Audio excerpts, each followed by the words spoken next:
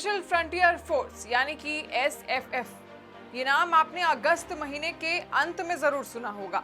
ये सेना की वही टुकड़ी थी जिसने चीनी सैनिकों के छक्के छुड़ाते हुए ब्लैक टॉप जैसे रणनीतिक मोर्चे पर बढ़त बना ली। इसी सीक्रेट सेना ने 29 अगस्त की रात को पैंगोंग के दक्षिणी किनारे पर घुसपैठ करने की कोशिश करते चीनी सैनिकों को पीछे खदेड़ दिया था।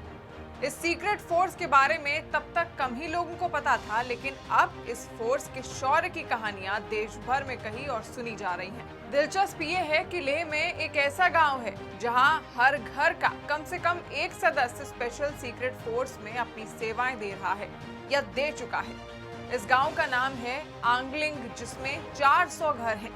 इस गांव में पीढ़ियों से भारतीय सेना की सेवा करने वाले तिब्बती रहते हैं। स्पेशल सीक्रेट फोर्स के पूर्व सैनिकों से बात करने पर पता चला भारत के वो कई सीक्रेट मिलिट्री ऑपरेशंस में शामिल रहे हैं। एसएफएफ का काम भारतीय सेना को लड़ाई में मदद करना है। आपको बता दें कि भारत में सीक्रेट फोर्सेस का गठन 1962 चीन से युद्ध में हार मिलने के बाद किया गया था। एसएफएफ के जवान पहाड़ियों पर, ऊंचे स्थानों पर लड़ाई में माहिर होते हैं। दुश्मन के इलाके में घुसकर हमला करने में इन्हें महारत हासिल होती है। ये जेनेटिक रूप से एथलेटिक होते हैं। यही वजह है कि इनकी कद काठी काफी मजबूत होती है। 50 के दशक से लेकर आज तक चाइनीज आर्मी पीएलए इनसे उलझने से दूरी ही बनाए रखना प्रेफर करती है। एसएफएफ की पहली बड़ी भूमिका 1971 की लड़ाई में रही। एसएफएफ ने उस वक्त के ईस्ट पाकिस्तान के चटगांव हिल्स के करीब भारतीय सेना की बड़ी मदद की थी।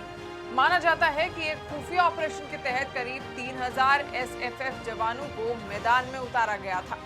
इन्होंने पाकिस्तानी आर्मी के भागने के सभी रास्ते ब्लॉक कर दिए थे।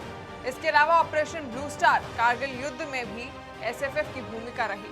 कारगिल में करीब 14,000 फुट की ऊंचाई पर 0 से भी कम तापमान में एसएफएफ ने मोर्चा संभाला था।